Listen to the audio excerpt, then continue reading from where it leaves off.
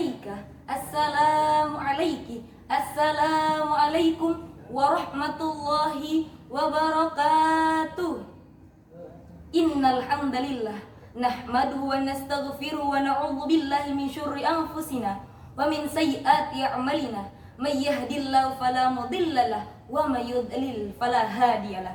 Asyhadu an la ilaha illallah wa asyhadu anna Muhammadan abduhu la nabiyya ba'dah. Pertama-tama, marilah kita panjatkan puji beserta syukur kita kehadirat Allah Subhanahu wa taala yang mana telah menciptakan langit yang membentang, bumi yang menjulang, lautan yang bergelombang serta terumbu karang yang menghiasi lautan. Selawat bertingkaikan salam, bercurahkan kasih sayang, marilah kita junjungkan kehadirat Nabi besar kita, yakni Nabi yang gak pernah ke Bogor tapi namanya selalu tersohor, dan Nabi yang gak pernah ke Setu tapi namanya selalu nomor satu, dan Nabi yang gak pernah makan cendol tapi namanya selalu afdal, the king of Muslim, ya Habibana wa Nabiyana wa Maulana Muhammadin sallallahu alaihi wasallam. Allahumma salli wa sallim wa barik alaihi.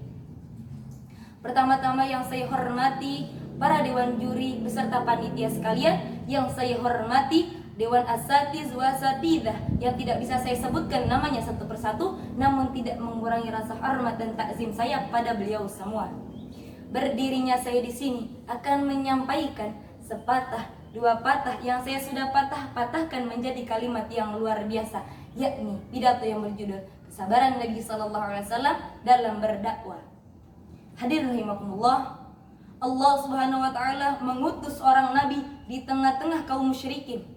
Nabi mengajarkan ketauhidan beserta ajaran agama Islam, dan Nabi sallallahu alaihi wasallam dengan hal ini menggunakan dua cara. Yang pertama, berdakwah secara sembunyi-sembunyi, lalu yang kedua, berdakwah secara terang-terangan. Yang pertama, berdakwah secara sembunyi-sembunyi. Sebagaimana yang kita tahu, kota Mekkah merupakan pusatnya bangsa Arab. Di sana banyak terletak pemuja-pemuja Ka'bah, pengabdi-pengabdi Ka'bah, serta berhala-berhala yang disakralkan oleh kaum mereka. Oleh karena itu, berdakwah dengan mental baja yang tidak bisa diruntuhkan dengan adanya musibah yang menimpa mereka. Dan Nabi SAW melakukan hal ini, hal yang sangat bijaksana, karena Nabi tidak ingin memancing emosi para kaum musyrikin tersebut. Dan sebagaimana wajarnya, Nabi SAW mengajarkan agama Islam kepada orang-orang terdekat beliau, yakni kepada kerabat beliau dan juga keluarga beliau. Dan yang tercatat dalam ajaran Islam yang masuk Islam pertama kali, yakni as-sabiqunal awwalun, atau orang-orang yang pertama masuk Islam. Dan di sini tercatat Ummu Kulsum Khadijah binti Khalid, yakni istri Nabi SAW, lalu dilanjut oleh anak angkat beliau, yakni Zaid bin Haris, lalu dilanjut lagi oleh sepupu beliau, yakni Ali bin Abi Thalib, yang kala itu masih ada dalam asuhannya Nabi SAW. Lalu yang keempat, yakni Abu Bakar As-Siddiq. Mereka semua menerima ajaran agama Islam ketika Nabi SAW pertama menyampaikan agama Islam. Lalu yang kedua, berdakwah secara terang-terangan. Pada hal ini, Nabi mengingat dengan janji pamannya yang akan mendukungnya, dan pada suatu hari ia berdiri di atas bukit Syafa seraya berkara, "Ya Sobahah," yang artinya wahai manusia, kemarilah. Dan pada kala itu kaum musyrikin berkumpul di sana, dan Nabi SAW mengajarkan ketauhidan serta ajaran agama Islam yang dibawanya hingga hari akhir nanti. Hadirin rahimakumullah, ada pula bagaimana gambaran Nabi SAW ketika menghadapi rintangan-rintangan yang dialami oleh Nabi SAW dalam berdakwah, yakni yang tersurat dalam Quran surat Al-Hijr ayat 6. A'udzu billahi minasyaitonir rajim. Bismillahirrahmanirrahim. Wa qalu ya ayyuhalladzi nuzzila 'alaihimudz dzikra innaka lamajnun. Shadaqallahul adzim. Yang artinya, dan mereka berkata, wahai orang-orang yang diturunkan kepadanya Al-Quran, sungguh engkau Muhammad benar-benar orang gila. Quran surat Al-Hijr ayat 6.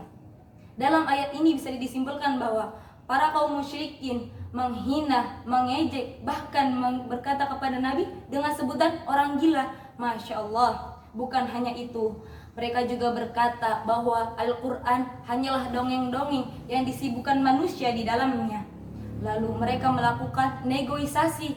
Mereka meninggalkan sebagian dari agama mereka, dan Nabi pun diminta untuk meninggalkan sebagian agama dari Nabi. Bukan hanya itu, para kaum musyrikin ingin menghabisi Nabi. Dalam suatu kisah, yakni Utbah bin Khalid, ia menginjak-injak tengkuk mulianya Nabi SAW hingga kedua bola matanya ingin keluar. Hadirin rahimakumullah, Nabi Muhammad SAW adalah Nabi yang mulia, yang patut kita contoh akhlaknya, perilakunya, dan dari semua yang patut kita contoh, yakni kesabaran beliau ketika mengajarkan agama Islam. Bagaimana kita mengaplikasikannya dalam kehidupan sehari-hari kita? Yakni kita lihat sekarang apa yang dialami kita sekarang, yakni pandemi COVID-19. Dengan hal ini kita dianjurkan untuk ikhlas dan bersabar, karena yang datangnya dari Allah pasti ada pesan di dalamnya. Apabila kita bersabar, maka kita mendapatkan pesan tersebut. Dan juga dengan kesabaran ini bisa menjadi tolak ukur keimanan kita. Hadirin rahimakumullah. Maka dari itu, marilah kita bersabar untuk menghadapi pandemi ini, sebagaimana sabarnya Nabi SAW dalam menyebarkan agama Islam. Kita dianjurkan untuk saling menjauh, untuk saling menjaga, tapi kita gunakan momen ini untuk mendekatkan diri kita kepada Allah Subhanahu wa taala. Akhirul kalam, sekian dari saya. Mohon maaf apabila ada kesalahan kata. Undur maqalah wala tangdur maqalah, fastabiqul khairat, nun wal qalami wama yasturun. Wabillahi taufiq wal hidayah wa ridha wal inayah. Wassalamu alaikum warahmatullahi wabarakatuh.